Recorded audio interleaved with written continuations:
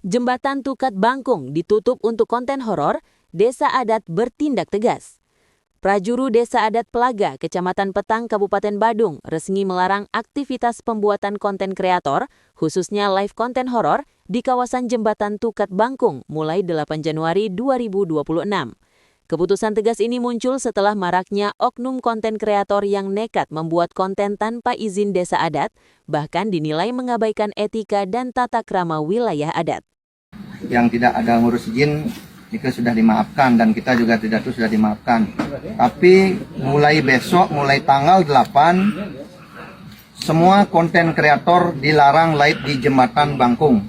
Nah, niki sudah kesepakatan daripada prajuru Riki Ring Sejebat Pelaga.